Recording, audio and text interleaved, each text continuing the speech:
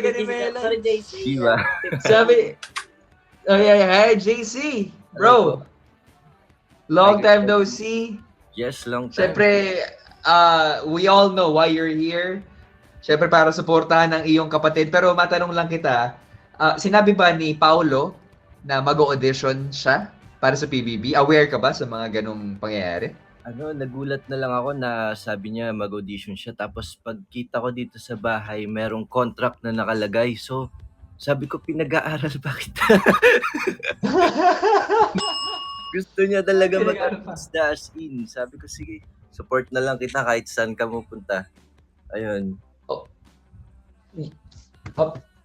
Sorry. Oh, so sweet. Wait lang. Robbie D, paki-X nung isa mong browser sa balita. Parang kala ko si Karen Davila nag-i-interview kay JC. Rinig pala yun. Sorry.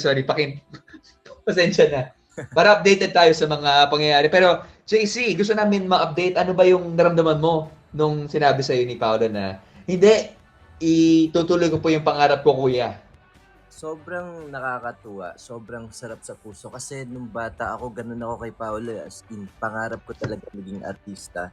Nakita ko yung pagkabata ko sa kanya na nagdadasal siya palagi behind the Kumu Live.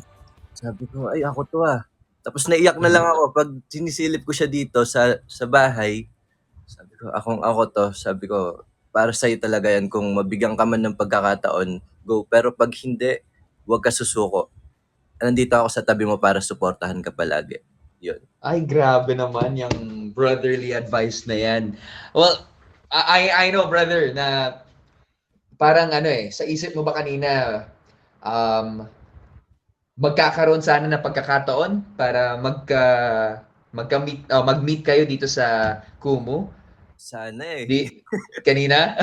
Kasi syempre, again, sa lahat ng mga nanonood po, no, yung ating mga teen housemates, kailangan po nila mag-quarantine ng matagal. And pag sinabing quarantine na, tanggal na lahat ng mga cellphones, tanggal na lahat ng mga gadgets, anything related sa outside world, bawal dalhin sa loob ng quarantine na yun. Kaya isa sa mga bagay kung bakit emotional yung ating mga housemates pag pumapasok ng bahay ni Kuya. Kasi finally nakakakita na sila nung mga bagong muka.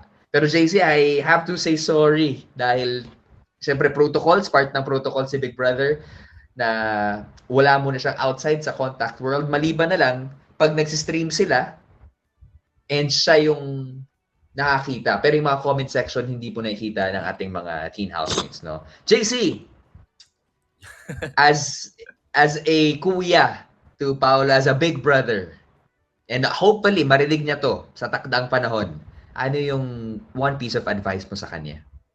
Magpakatotoo ka sa bahay ni Kuya at ibigay mo lahat yung best mo. Kung ano ka sa bahay, sana ganun ka rin na hindi sumusuko sa pangarap. Yun.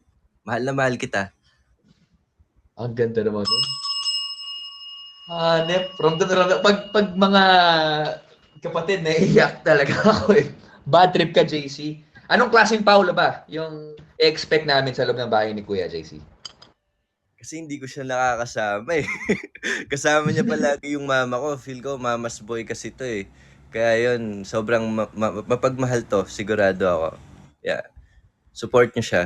Please, sa mga tao dito, supporters ni Paolo, support niyo po siya.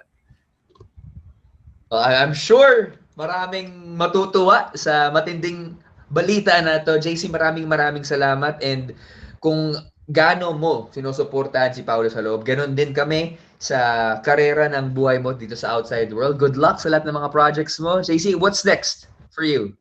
He's Into Her Season 2. Kasi Yun! ako doon. Yes. And Tara G. Tara G, oo nga, no? Yes. Wait, He's Into Her Season 2, it's gonna be on Saturday. The big reveal, premiere. Tama ba? Ay, abangan natin yan. Siyempre, classes will resume this Saturday para sa big launch ng ating He's Into Her cast. Kasama po dyan si JC Alcantara. And take note, ang kapatid po niya, ang ating official teen housemate na si Paulo Alcantara. JC, I'll see you very soon. Hoo-ha! Bianca at Melay, maraming salamat po sa inyo. Okay. KK, Thank you! ingat ka, brother. Salamat sa pagbisita. Thank you, JC! Ang gwapo-gwapo. Thank you. At may tanong ka ba para kay Melay? Anything under the sun? Promo ngayon eh.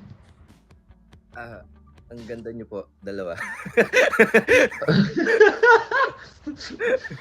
Okay, I will believe you. Thank you, brother JC. And now, back to you, Ate B, Thank you and po. the very beautiful Melay Cantiveros.